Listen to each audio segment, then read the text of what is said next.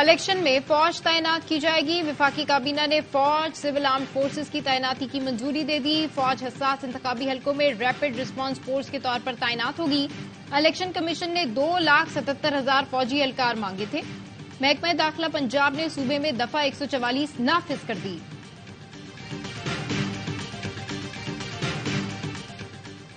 نواز شریف لاہور کی سڑکوں پر نکل پڑے. NA 130 میں انتخابی ریلی، جگہ جگہ استقبال.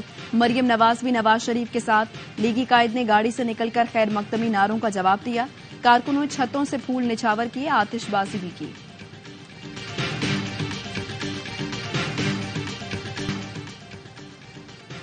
اور نواز شریف اقتدار میں آئے تو انتقام لیں گے. PTI والے سمجھ رہے ہیں مشکلات ختم ہو گئی، ان کو اندازہ ہی نہیں. چیئرمین PP بلاول بھٹو کا چنیوٹ میں جلسے سے خطاب. کہا بڑے میاں صاحب جیلر سے لے کر جج، سیاستدان، کارکنوں اور ادارے کے لوگوں سے انتقام لیں گے.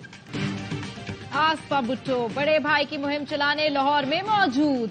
NA 127 میں کارنر میٹنگ سے خطاب. کہا جب تاریخی سیلاب آیا بلاول بھٹو میدان میں کھڑے تھے.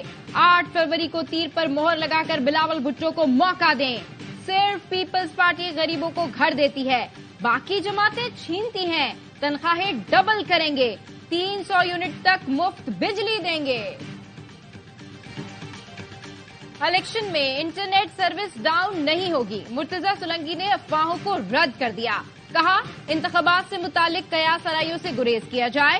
ملکی اور غیر ملکی میڈیا الیکشن کی کوریج کرے گا. کوریج کے لیے 49 ویزے جاری کیے جا چکے ہیں، 32 انڈر پروسیس ہیں. دلی ہائی کمشنر کی طرف سے 24 درخواستیں پروسیس میں ہیں. جہاں جہاں سیکیورٹی ریکوائرمنٹ ہوگی ہم پورا کریں گے.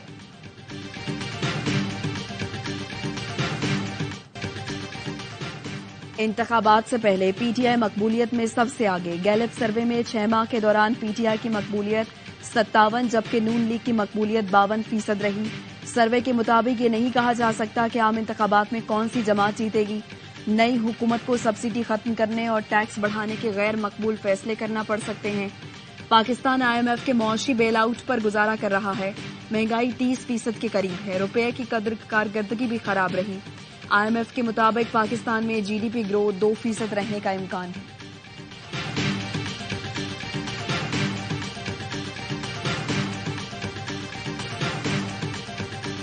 کیس میں پاکستان کے سابق سفیر اسد مجید نے بیان قلم بند کروا دیا. کہا جنوری 2019 سے مارچ 2022 تک امریکہ میں سفیر تھا. 7 مارچ 2022 کو امریکی اسسٹنٹ سیکرٹری جان لو کو ورکنگ لنچ پر مدعو کیا. پہلے سے طے شدہ ملاقات تھی جس کی میزبانی پاکستان ہاؤس میں کی گئی. سائفر ٹیلی گرام میں ملاقات میں ہونے والی گفتگو کو اسلام آباد رپورٹ کیا گیا.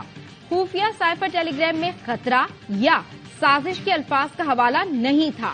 نیشنل سیکیورٹی کمیٹی کی میٹنگ میں ڈیمارش ایشو کرنے کا فیصلہ ہوا. سائفر کا معاملہ پاکستان امریکہ تعلقات کے لیے دھچکا تھا. سائفر کیس کی سماعت کے دوران شاہ محمود قریشی اور پروسیکیوٹر راجہ رضوان عباسی میں تلخ جملوں کا تبادلہ. شاہ محمود قریشی نے کہا تم اوپر سے آئے ہو، کون ہو تمہاری کیا اوقات ہے. پروسیکیوٹر راجہ رضوان عباسی نے جواب دیا تمہاری کیا اوقات ہے. شاہ محمود قریشی نے عدالت کو بتایا جج صاحب کی گارنٹی پر میرے ساتھ ہاتھ ہوا ہے. NA 150 NA 151 PP 218 سے کاغذات مسترد ہوئے. جج صاحب نے کہا میرا حکم نامہ ساتھ لگا دیں.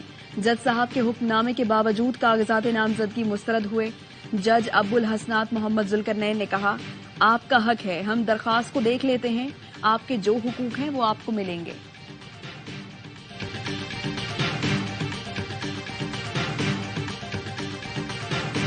غزہ میں حماس کی بھرپور مزاحمت، اسرائیل کو بھاری نقصان، 24 اسرائیلی فوجی ہلاک. حماس نے خان یونس میں اسرائیلی فوجیوں کے زیر قبضہ 2 عمارتیں تباہ کر دیں. مرنے والوں میں اسرائیلی فوج کے افسر بھی شامل ہیں. متعدد فوجی زخمی ہو گئے. حماس کی کارروائیوں میں ہلاک اسرائیلی فوجیوں کی تعداد 222 ہو گئی. 24 گھنٹے کے دوران اسرائیلی بمباری سے مزید 200 فلسطینی شہید.